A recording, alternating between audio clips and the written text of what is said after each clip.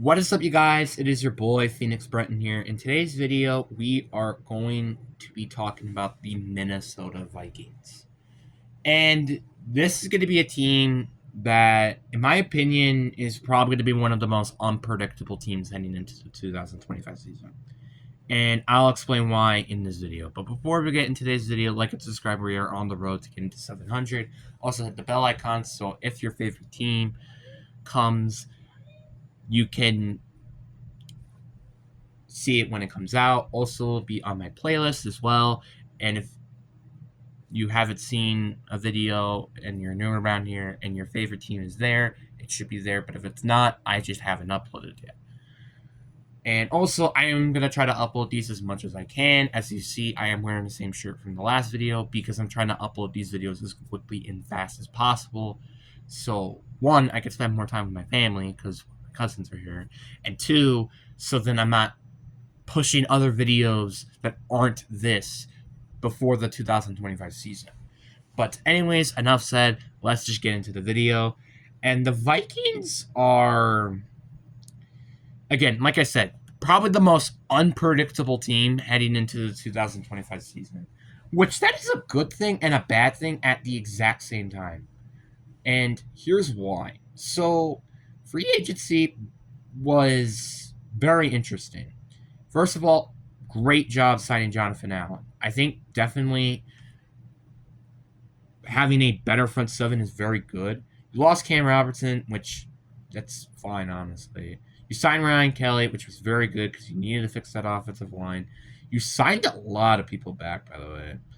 Like, when I mean by a lot of people, I mean they signed a lot of people. They also got Jordan Mason through a trade, which maybe some people, especially when you were looking at the end of him, not think, oh, that's such a big signing. Isaiah Rodgers could be also a big signing as well. Just another mention. You lost Daniel Jones as a backup, which is kind of unfortunate, not gonna lie.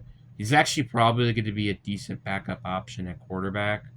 They signed Jeff Okudah, which is kind of hilarious because he used to be the Lions' third overall pick, but now he's just going to random teams and hoping that he can play good there, which is also just another decent corner sign.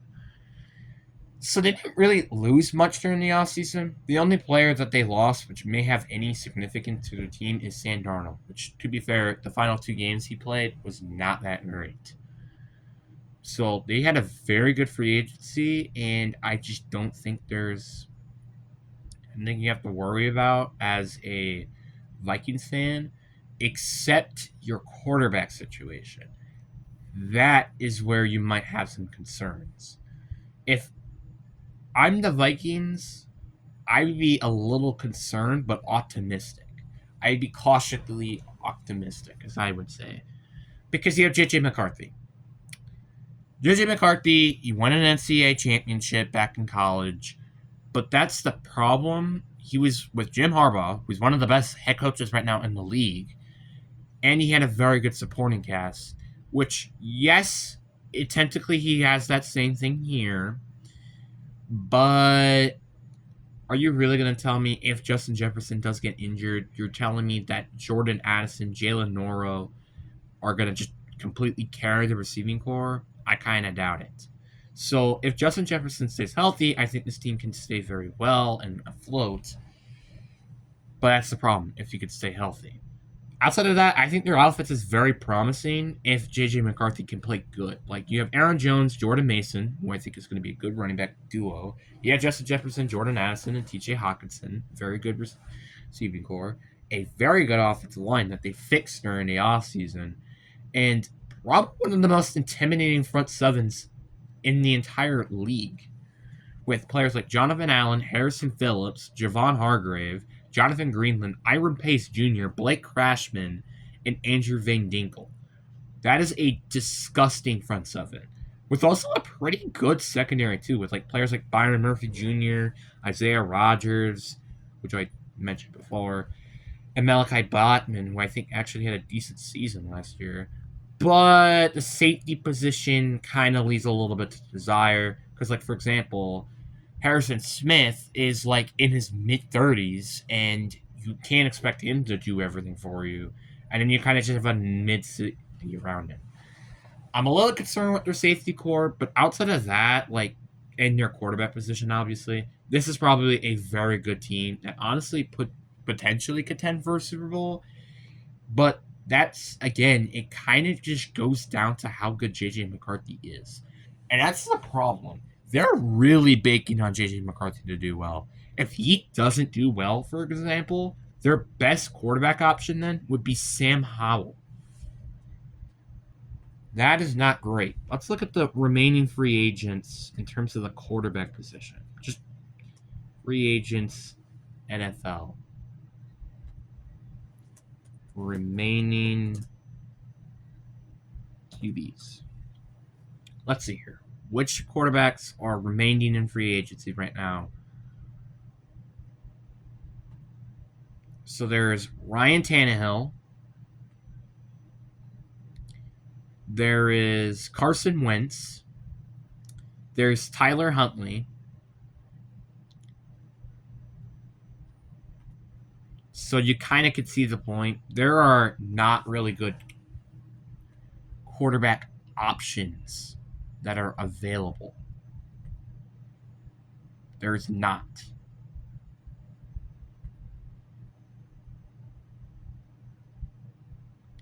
And that's kind of concerning. Because if JJ McCarthy, for example, just needs more time, you're going to have to, unfortunately, just say, this is a bust of a season. I'm just going to have to be honest. But again, very good team. And I would not be surprised if this team doesn't end up making a playoff run. But let's get to a worst case scenarios. So worst case scenario, obviously, is probably JJ McCarthy's just not that good. And that's kind of it. So you lose to the Bears on the road, but then you get the win against the Vikings at home.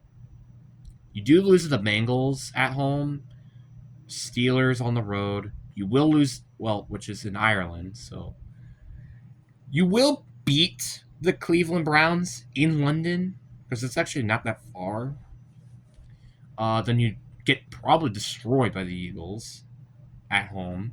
Then you lose to the Chargers on the road. Then you lose to the Lions on the road. You actually probably get swept by them, probably. You lose to the Ravens at home. You lose to the Bears at home. You lose to the Packers at home. You lose to the Seahawks on the road. Actually, the Vikings and Packers, you also lose to them on the road. You lose to the Commanders at home. I think you will beat the Cowboys on the road. You lose to the Giants on the road. The Lions will beat you at home. And the Packers will also beat you at home. So worst case scenario, I have this team going 3-14.